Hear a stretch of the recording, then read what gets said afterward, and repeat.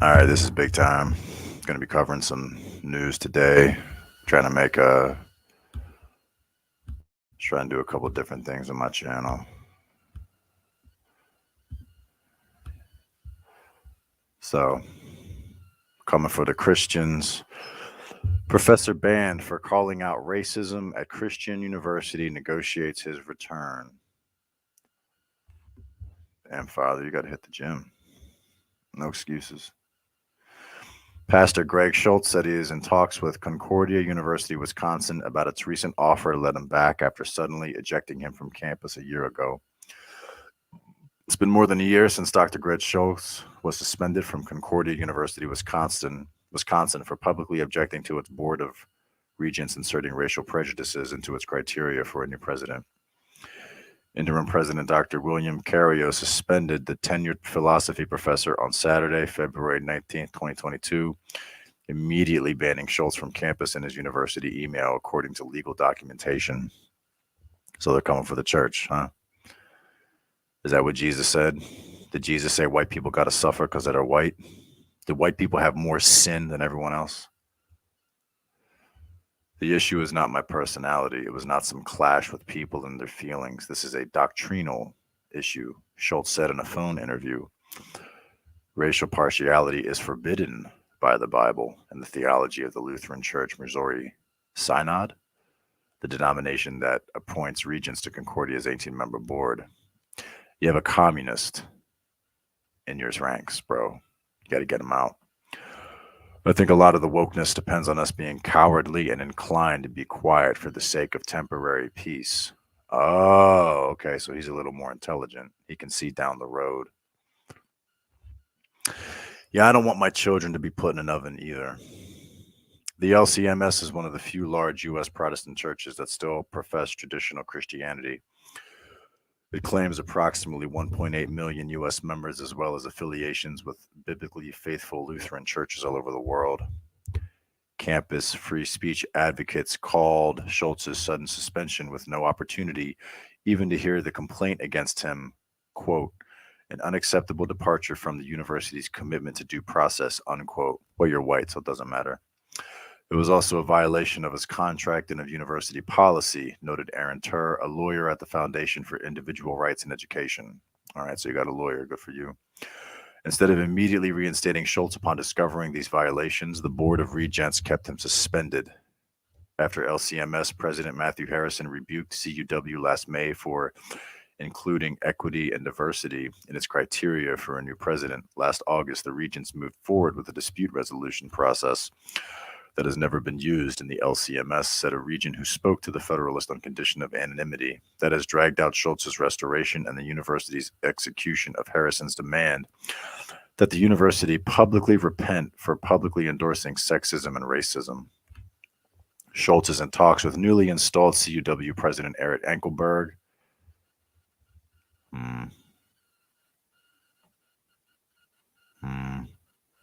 About the university's recent offer to let him back into the classroom, Schultz told the Federalist Monday. Enkelberg, huh? Can a Christian university have other religious denominations on their board? Would that make sense? I mean, I'm guessing here. If I went to a mosque and I asked to see their board of members, would there be any Christians on the board? See how weak that shit is? They wouldn't. You know they wouldn't. Schultz is in talks with newly installed CUW President Eric Ankerberg about the university's recent offer to let him back into the classroom. Schultz told the Federalist Monday he said he would dearly love to return to his students, but wants written commitments that the university would protect him and other professors from being treated as he was last year. A necessary ingredient would be genuinely secure guarantee of academic freedom, Schultz said. I can tell that to Kevin McDonald. Decades of unrepentant support for heresy. Another key commitment, Schultz said, would be a public repudiation of racism tolerated in the name of buzzwords such as diversity, equity, inclusion, and anti-racism. That excuse giving preferences for a person's skin of color or ancestry. The denomination's leader called for Concordia to do exactly that last May. It is yet to happen. If they don't abide by wokeism, why don't they say so? Schultz asked. Concordia maintains a black student union and amid Schultz's suspension added a Hispanic student union. Concordia's accreditation agency requires that it processes and activities demonstrate inclusive and equitable treatment of diverse populations. Well, then go to Africa or Mexico, bro. The university also maintains a bias reporting system. Those are widely known to enable attacks against students or colleagues. So, white people. Campus training on the system led by CUW administrators under the previous president, Patrick Ferry, allege unconscious bias as a case for filing such a report. Last year, from March 23 to 25, Harrison and 10 other pastors, scholars, and lawyers visited Concordia to investigate concerns about cultural Marxism affecting the university. They interviewed 80 people, but not Schultz. Each district president is responsible for the ecclesiastical oversight of all called workers in his district, and South Wisconsin District President John Willey is overseeing the process for dispute resolution between Dr. Schultz and the administration, said Harrison's assistant, Reverend Jeffrey Hemmer, in an email to the Federalist Wednesday. Therefore, President Harrison has not engaged the matter of Schultz's suspension. Harrison's May 2022 public letter called on Concordia to repent for tolerating racism and for several regents who had willfully violated church bylaws and theology to resign. Throughout our visit, concerned faculty, staff, and students expressed concern over the introduction of secular diversity, equity, and inclusion language and initiatives into the mission of the university. This philosophy is laden with ideas antagonistic to the sacred scriptures, including great lies about human sexuality and race, Harrison wrote. Racially diverse actions, committees, and public statements from CUW that the Federalist highlighted last year are still present on university websites. Yeah, blah. Strives to achieve efforts to embed diversity, blah, blah, blah. Black Student Union. The university's Black Student Union recommends the fact-challenged and racially biased 1619 project to students, as well as making purchases based on a vendor's skin color. Oh, Ibram X. Kendi. Yo, fuck that dude. You mediocre pseudo-intellectual. Christian school endorsing anti-Christian ideology. 8,000 students in a beautiful campus in a suburb of Milwaukee. Oh, that's why. Concordia, Wisconsin is considered one of the denomination's better universities. Another LCMS university recently attempted to have the denomination to pursue identity politics more freely, a move the church rejected. Good. The denomination has closed 3 of its 9 universities since 2019, all of which endorsed identity politics.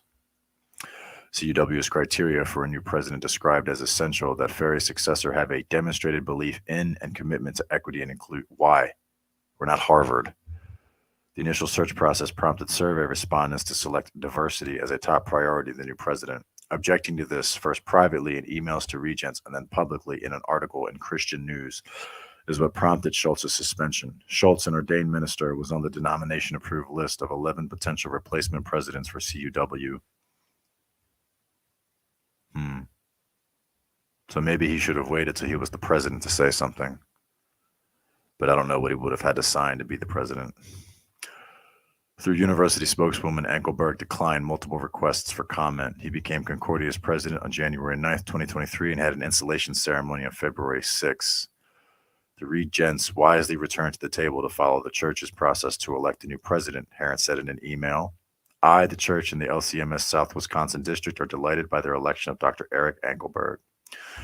In addition to violating his contract, due process, and university policy, Schultz says his suspension violates scripture. The Christian university is punishing him for obeying the Bible's commandment to publicly rebuke church leaders for public sins. Multiple regents and denomination officials the Federalist spoke to on the condition of anonymity said the case against Schultz is based on him criticizing the university in public, right? They want to make an example out of you. They want to hammer the nail that sticks out so no other nails stick out. That's another theological issue. The Bible commands that sin be rebuked privately first, unless the sin is public or the person who commits it is a church leader. Matthew 18, Timothy 5. Schultz argues he met those biblical conditions, and those who say he's part of the problem are simply covering their refusal to address the public sins the university continues to promote. While his Wisconsin Institute for Law and Liberty lawyer told the Federalist Schultz has an easily winnable breach of contract case, so far Schultz has not sued. Schultz did have to threaten to sue to get his pay reinstated, he said. In June, Schultz was allowed back on campus for a regional church meeting held there only after the intervention of several pastors. The South Wisconsin District's June 12 to 14, 2022 convention was alive with the Schultz issue, considering multiple resolutions to provide greater accountability to LCMS universities. The convention passed a resolution calling for their religious leaders to identify and eliminate the promotion of social justice. All bullshit. In other words, get rid of all the bullshit. God doesn't care if you're black, okay? God only cares about your sin. And if you profess, if you fall on your knees and ask for forgiveness. Get it? The margin for their acceptance was something like 80-20. Senior pastor Peter Bender of Peace Lutheran Church in Sussex, Wisconsin, told the Federalist of the 2022 anti-woke resolutions in South Wisconsin, his district. He also noted that former Board of Regents Chairman Richard Labs, one of the people Harrison called on to resign, wasn't on the ballot for the two CUW regents positions the convention filled. The theological issues Schultz raises appear to be amplifying heading into the LCMS's next national convention on July 29th through August 3rd, 2023. This February, the LCMS's publishing house released a new edition of one of its key theological documents, Martin Luther's Large Catechisms. A few of the many dozens of theological essays in the book were written by non-LCMS authors who commune at so-called churches that condone obscene acts, such as abortion and ordaining transgender people, prompting numerous pastoral and laity complaints. The 2023 LCMS convention will be held in CUW's neck of the woods in Milwaukee. At their triennial meeting, LCMS voters will elect 2 more regents to Concordio's board. That is expected to make the board more theologically sound, Bender said. I want to work things out, Schultz said. My major concern has been to stop the wokeism at Concordia University. We know how this goes with professors at universities after they get back in the classroom. Soon they come up with some anonymous complaint and then you're out. Well, I think you should go further, but, you know. All right, so we'll cover one other story, and then I'll get to the defense of gun uses. Let's see. From the post-millennial. Women who lost breasts, uterus to sex change, sues doctors, medical health providers who facilitated her transition. The defendants permitted Michelle to self-diagnose as transgender and prescribe her own treatment without providing a differential diagnosis or proposing alternative treatments. Well, watchful waiting is considered transphobic. You know, they want to make as many people as sterile as possible. A detransition, not brown people, a detransitioned Ontario woman who was prescribed testosterone and underwent both a bilateral mastectomy and a hysterectomy during a mental health crisis in which she believed herself to be a man is suing the healthcare providers who allegedly facilitated her medical transition. Michelle Zachigna, 34, of Orillia, has filed legal action against a total of 8 doctors and mental health professionals who treated her during the years that she identified as transgender. Zachigna alleges that each failed to address her complex mental health needs and instead allowed her to self-diagnose as transgender and undergo irreversible procedures that she now deeply regrets. Well, yeah, they'll tell you they're not reversible because they're fucking insane.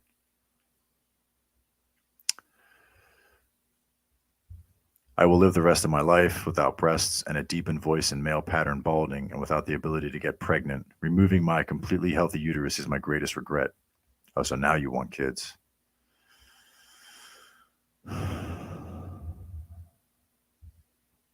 am sorry this happened to you. But I mean, you're 34 years old. It would be one thing if you were 12. Then I would see this as a tragedy. And this is a tragedy. I mean, this shouldn't be happening to anybody. But you're 34. Do you also hate men? Do you think men are the devil? Do you think white men are the devil? I mean, I'm happy you're doing something, and I'm happy you're speaking out, and I'm happy you're suing them. Let's see what this says. Damn, Pasovic. Get off my screen. Drinking warm water before bed fixes tooth and gum problems overnight.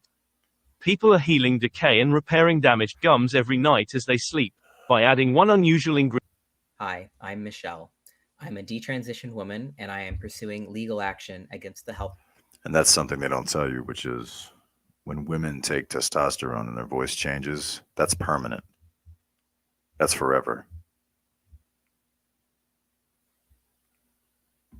That's a lie. They like listen, people like Xanderthal like to tell you. Professionals that facilitated my medical transition. I began identifying as transgender in young adulthood with no dysphoria beforehand. This was not a red flag to me, as I was assured that many people discover their true gender identity later in life. Less than a year after coming out to myself, I was prescribed synthetic testosterone, which permanently virilized my voice and appearance. I had a bilateral mastectomy 14 months later. And finally, 8 years into my transition, I had a medically unnecessary hysterectomy covered by the Ontario Health Insurance Plan. Each step involved irreversible alterations to my body and came with serious risks, yet all were met with little challenge despite my long-standing history of mental health struggles and no indication of gender-related distress in childhood or adolescence. I am alleging that this lack of inquiry is a failure of due diligence amounting to medical negligence towards a vulnerable patient. I will have to live with the effects of this so-called treatment for the rest of my life. I have spent the last 18 months involved in healthcare advocacy related to this topic. I have spoken at universities, presented at webinars, been featured in news articles, appeared on podcasts, and written blogs semi-regularly, sharing my experiences and my thoughts on how something like this could have happened. And good for you. I can't blame what you're doing. And I am happy that you're speaking out. I think that's important. I don't know at this point if it's going to make any difference, especially Canada. I mean, I'm in America. I mean, but I'm happy that you're doing something that takes balls. Happened. My advocacy is largely not for me. What happened to me cannot be undone, but rather it is in hopes of preventing it from happening to someone else. It took me 10 years to figure out why I could have falsely believed something like this, and why so many professionals could have wrongly encouraged it. I can imagine that there are a lot of people who will eventually find themselves in my position, some of them vulnerable adults like I was, and some of them too young to understand the long-term consequences. Through this action, I am not Correct. If adults are detransitioning, then not one single fucking child should have it done to them, right? only seeking justice for myself, but also hoping to raise awareness about the recklessness of gender-affirming healthcare. Concerns about it have been raised internationally, with several countries altering their approach in response to systematic reviews of the evidence. However, in Canada, discussions about it have barely gotten off the ground. I'm hoping to start that conversation. I am being represented on a contingency basis. I am crowdfunding to be able to cover out-of-pocket expenses such as those We have to have a conversation. We have to start a conversation about child mutilation. Isn't that fucking stupid? for obtaining medical records and hiring experts. I'm a low-income individual who has been on disability for the past couple of years. It has always been really difficult for me to ask for help, but I will not be able to move forward with this action without it. Okay. Good for you for speaking out. The statement of claim filed to the Ontario Superior Court of Justice documents a series of what Zachigna said are failing, spanning years of treatment. Zachigna began pursuing medical transition in 2010 when the affirmative model of gender care was still in its infancy. Under this model, clinicians affirm a patient's self-diagnosis of a transgender identity and provide medical interventions such as hormone therapy and surgeries, rather than the traditional exploratory psychotherapy. Zachigna endured severe bullying as a child and experienced serious mental health issues throughout her teenage years as a result. Later, I would learn that what I experienced in childhood was developmental trauma. It affected the trajectory of my life. My personality completely changed. I went from a loud, fierce, opinionated child to a passive, shy teenager with low self-esteem. Sounds like you were beaten a lot. In 2009, I'm not saying they deserve it. I'm just saying that that's what it sounds like. In 2009, at the age of 21, after years of depression, anxiety, self-harm, and a suicide attempt, She discovered the concept of gender identity on Tumblr and became convinced that all of her problems were because she was transgender.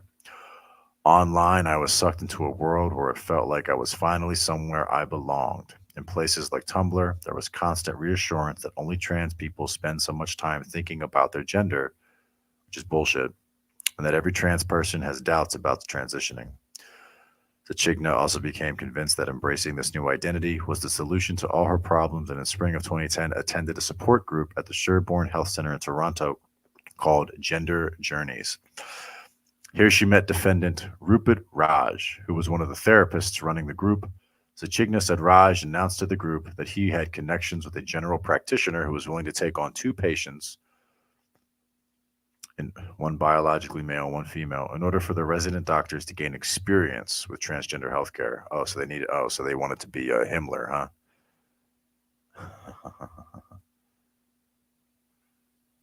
Claim states that Raj referred Zachigna for male hormone therapy after just one appointment lasting under an hour. Or they wanted to be John Money with the Raymer twins, right? Zachigna also received a recommendation from her regular therapist, defendant Nadine Lulu, whom she had stated to see following her suicide attempt in 2008. In July 2010, the lawsuit states that Lulu concluded that Zachigna was an ideal candidate for hormone therapy, despite being aware of her long history of serious mental health issues.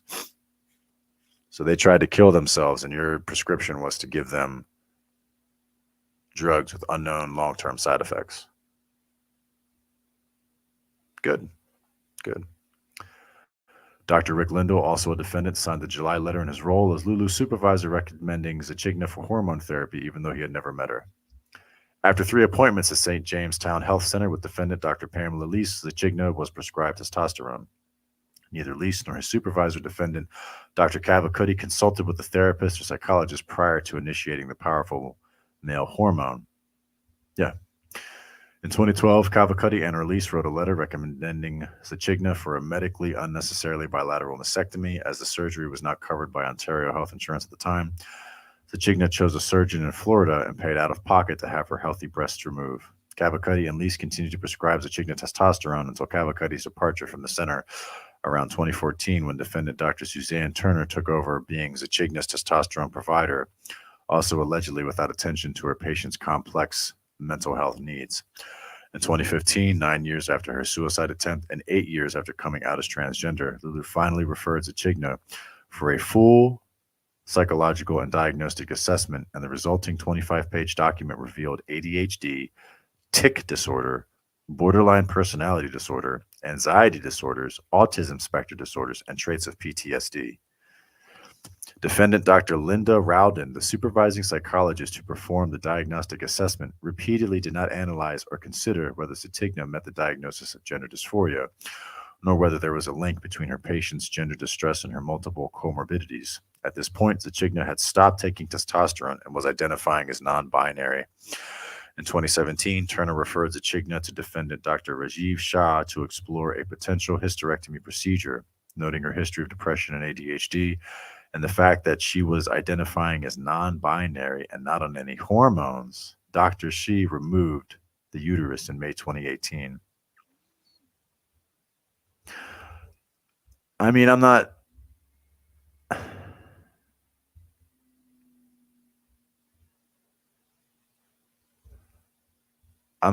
sure what to say. So you had your breast cut off,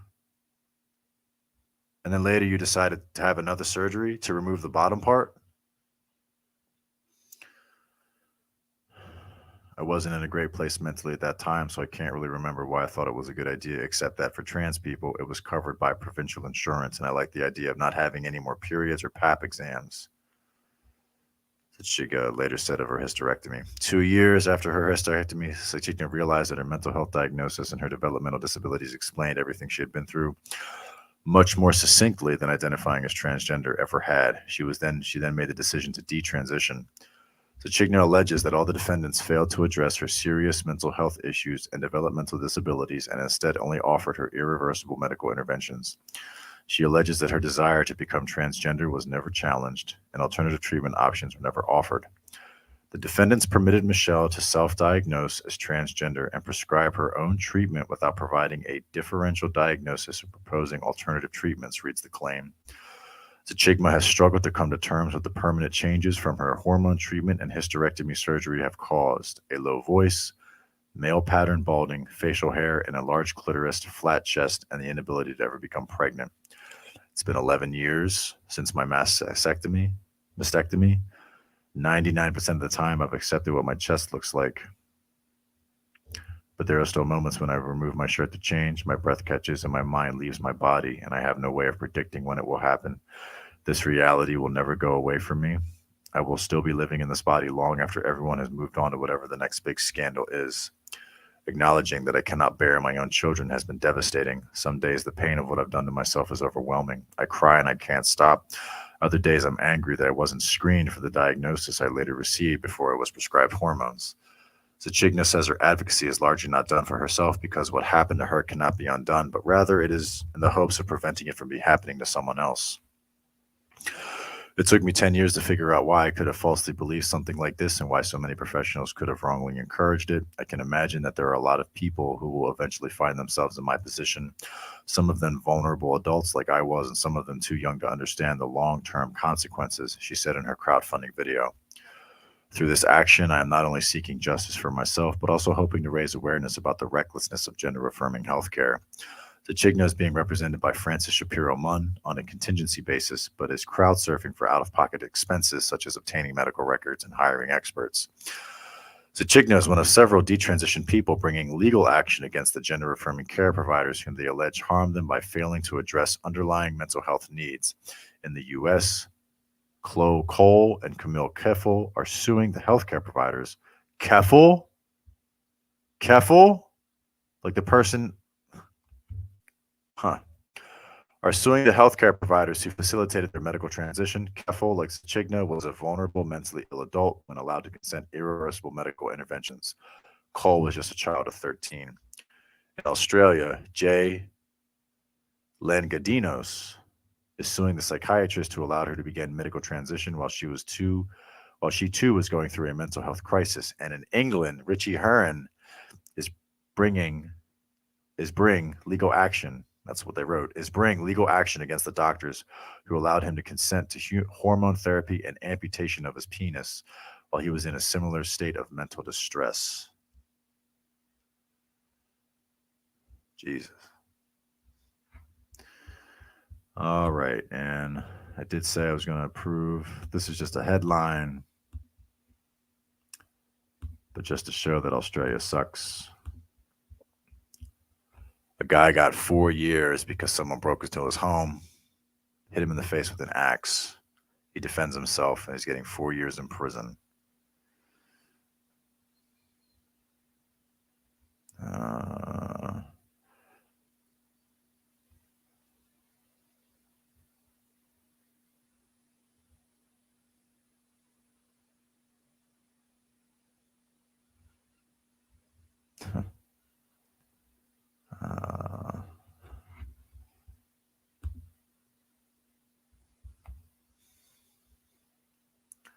Killer jailed over fatal stabbing of axe attacker. Was sentenced in the NSW Supreme Court on Wednesday. A jury found him guilty of manslaughter over the death of Damian Roach, 40, in the western Sydney suburb of Cartwright in December 2019. Mr. Roach attacked a 38-year-old with an axe after entering his apartment demanding money. Russell grabbed the knife out of his bucket and attacked the victim. He unleashed on Mr. Roach, seemingly punching him 4 times with the knife in his hand. While Russell lost control after being confronted within his apartment, there was no evidence to suggest he intended to kill Mr. Roach, the judge said. Oh, they charged him with murder, finding that while he acted in self-defense, his actions were excessive and unreasonable. Yes, I know when someone breaks in my house and hits me in the face with an axe, I should just ask them, hey, would you like to grape my wife or child? Fuck Australia. All right. And then we got 2 defensive gun uses.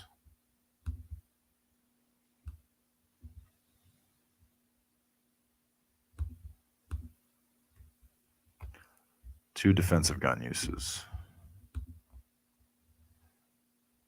probably get an ad. Yeah. Sure. To news right now on the scene of breaking news in Wilmer. Investigators say a dispute between two brothers led to shots fired. Fox News reporter Ariel Mallory working the story for us right now. And you're told someone's in custody, right? Yeah. And that's exactly right, Byron and Lenise. We had the chance to speak to a detective out there on the scene while it was still active, and they do tell us that that brother is in custody. Now, we do want to show you the video that we got while we were on the scene. It's pretty much cleared up now. Most of these sheriff's deputies have since left. Now, this all started around 6 o'clock. I'm told that deputies responded to East Finley Court in Wilmer. That's right when you turn off of Natchez Highway. And we're told that apparently two brothers got into a fight, but they didn't tell us what that fight was about. Now, they say that one of the brothers pulled out a gun, shot his other brother, and he was killed there on the scene. And they identified him as 54-year-old Thomas Scroggins. Now, they did not tell us his brother's name. They did not release his identity to us tonight, but they do say that this is going to be for now ruled as self-defense, but it's going to be sent to a grand jury. So they believe that the shooting was in self-defense. Now, we're also told that the gun has been recovered according to police and that the shooter is in custody. Now, And that's terrible. Imagine having to shoot your own brother. Although it just sounds like they had a toxic relationship. And we got one more. Again, another home invasion. Give me 1 second. Let me refresh.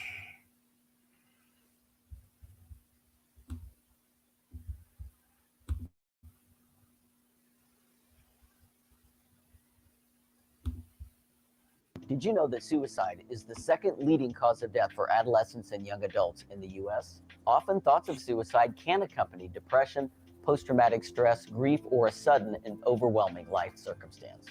If needed, call 988, the National Suicide and Crisis Hotline, which is available 24/7. Remember, suicide is preventable. Recovery is possible. Treatment works. Health Spotlight is presented by Community Health Network. A man is dead after a shooting in a Castleton neighborhood. Police are offering some details about what led to the violence. News 8's Lake McGee is following these developments, and she is live at the Bayview Club Apartments. Look at that haircut. You know she's woke as shit. What are investigators saying now? My baby was just trying to get some shoes. But police are telling us that they don't Why'd you shoot my baby? He was just going to take your money. believe this was a break-in. That's at least what they're not calling it. But they do think that the person that was shot did try to break down the door before he was shot. So this happened at 1:30. Say that again. Say go back. You don't think it was a break-in, but he kicked in the door. They're not Did I just hear that? calling it, but they do think that that they don't believe. But police are telling us that they don't believe this was a break-in. That's at least what they're not calling it. But they do think that the person that was shot did try to break down the door before he was shot. So this happened at 1:30 this morning here at the Bayview Club Apartments. And this is just a little less than a mile away from Lawrence High School. Now, investigators say someone inside an apartment called. Why the fuck does it matter where the high school is? What the fuck does that matter? What? So someone kicking in your door at 1:30 a.m. Okay. Sounds like a home invasion to me. Called 911 to report a man kicking in the door. Police say a second person fired at least one shot at the man. Medics took the man to the hospital in critical condition where he later died. Officers say the man and the person who shot him did know each other. IMPD says the shooter is cooperating with police. I feared for my life. I want my lawyer. I feared for my life. I want my attorney. And then shut your fucking mouth. We hope to know more tomorrow about. And again, which is what happens in all of these shootings, the police weren't there. And I'm not trying to throw shade or whatever they say, smoke at the police. I respect the police, but it doesn't change the fact that you weren't there. They say they were trying to kick the door in. They were on the cell phone. Did that stop the person from kicking in the door? No. the gun did. about this investigation. Again, it's very early on in the stage of the investigation, so detectives will want to speak with it. Look at that shit. You see that? Look what was under. Did you see that? Poor living So conditions. detectives will want to speak with the person who is cooperating, want to speak with other witnesses to identify exactly what happened here tonight. Detectives are asking that if you have any ring cameras or surveillance set up, and if you think you have any information on the shooting, to please contact IMPD. Now, police have not released the names of the individuals in this morning's shooting in PD. Now, police have not. Indiana advances bill to ban sexuality teaching to let parents okay pronouns. To ban sexuality teaching. Release the names of the individuals in this morning's shooting, and we are still trying to figure out the relationship between the two. So once we do, we'll be sure to bring it to you on air and online. I'm Lakin McGee for Wish. Yeah, whatever. So anyway, it's the news today. I'm Big Time, and that's news to me.